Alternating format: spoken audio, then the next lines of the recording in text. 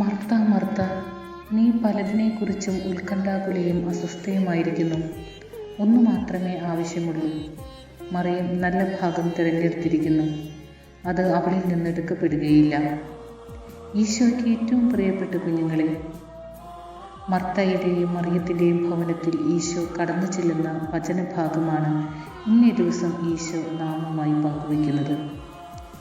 ഈശോ അവരുടെ ഭവനത്തിൽ പ്രവേശിച്ചപ്പോൾ മറിയം ഈശോയുടെ പാദത്തിലിരുന്ന് ഈശോയുടെ വചനങ്ങൾ ശ്രവിച്ചുകൊണ്ടേയിരുന്നു. മർത്തയാകട്ടെ പലവിധ ശുശ്രൂഷകളിൽ മുഴുകി. തൻ്റെ സഹോദരി മറിയം തന്നെ സഹായിക്കുന്നില്ല, തന്നെ തനിയെ വിട്ടിരിക്കുന്നു എന്നിങ്ങനെയുള്ള പരിഭവങ്ങളും ഉത്കണ്ഠകളും മർത്ത ഈശോയോട് പറയുന്നു. അപ്പോൾ ഈശോ അവളോട് പറഞ്ഞു, മറിയം നല്ല ഭാഗം തിരഞ്ഞെടുത്തു, അത് അവളിൽ നിന്നും ഒരിക്കലും തിരിച്ചെടുക്കുകയില്ല എന്ന്. ഈശോയുടെ ഏറ്റവും പ്രിയപ്പെട്ട കുഞ്ഞുങ്ങളെ, നമ്മുടെ ഹൃദയത്തിലും നമ്മുടെ കുടുംബത്തിലും നമ്മുടെ കൂട്ടായ്മകളിലും നമ്മുടെ എല്ലാ പ്രവർത്തനങ്ങളിലും കേന്ദ്രബിന്ദുവായി നിൽക്കേണ്ടത് ഈശോയാണ്. ഈശോയുടെ വചനങ്ങളാണ്. നമ്മുടെ ചിന്തകളിലും കർമ്മങ്ങളിലും എപ്പോഴും ഈശോ നമ്മുടെ അതിഥിയായി കടന്നു വരണം. അപ്പോൾ നമ്മുടെ ജീവിതത്തിലും നമ്മുടെ മനോഭാവങ്ങളിലും നമ്മുടെ കാഴ്ചപ്പാടുകളിലും മാറ്റങ്ങളുണ്ടാകും. നമ്മിൽ ഈശോയുടെ സാന്നിധ്യവും സാമീപ്യവും ഉണ്ടാവുകയും ചെയ്യും.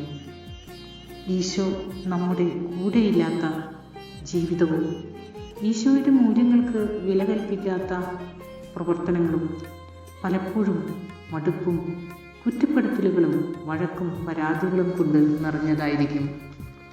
ഈശോയ്ക്ക് ഏറ്റവും പ്രിയപ്പെട്ട കുഞ്ഞുമക്കളെ, ഇന്നേ ദിവസം ഈശോയെ നമ്മുടെ ഹൃദയത്തിലേക്ക്, നമ്മുടെ ഭവനങ്ങളിലേക്ക് അതിഥിയായി നമുക്ക് സ്വീകരിക്കാൻ ഒരുങ്ങാം. മറ്റെന്തിനേക്കാളും ഉപരി നമ്മുടെ ജീവിതത്തിൽ ഈശോയ്ക്കും ഈശോയുടെ വചനങ്ങൾക്കും ഏറ്റവും പ്രാധാന്യം കൊടുത്തുകൊണ്ട് ജീവിക്കുമെന്ന് പ്രതിജ്ഞയെടുക്കാം. നമ്മുടെ സ്വർഗീയ അമ്മയായ പരിശുദ്ധ മറിയം തൻ്റെ ജീവിതവും പ്രവൃത്തികളും എന്നും പ്രാർത്ഥനയാക്കി ദൈവത്തിനു മുമ്പിൽ സമർപ്പിച്ചവളാണ്.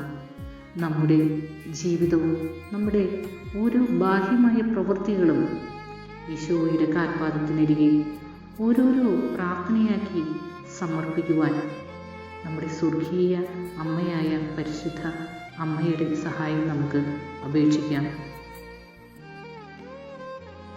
ഈശോ മിശിഹായ്ക്ക് സ്തുതിയായിരിക്കട്ടെ. ഈശോയോടൊപ്പമുള്ള നല്ലൊരു ദിവസം നിങ്ങൾക്ക് ആശംസിക്കുന്നു. പിതാവായ ദൈവത്തിൻ്റെ സ്നേഹവും പുത്രനായ ദൈവത്തിൻ്റെ കാരുണ്യവും പരിശുദ്ധാത്മാവിൻ്റെ കൃപാവരങ്ങളും ഇന്നേ ദിവസം നമ്മോടൊപ്പം എന്നും ഉണ്ടായിരിക്കട്ടെ. ഈശോയുടെ ഏറ്റവും പ്രിയപ്പെട്ട കുഞ്ഞുങ്ങളെ, ഈശോ നിങ്ങളെ സ്നേഹിക്കുന്നു. ഈശോ നിങ്ങളെ ഒത്തിരി ഒത്തിരി സ്നേഹിക്കുന്നു. ആമേൻ. ഒത്തിരി സ്നേഹത്തോടെ നിങ്ങളുടെ ടീച്ചർ.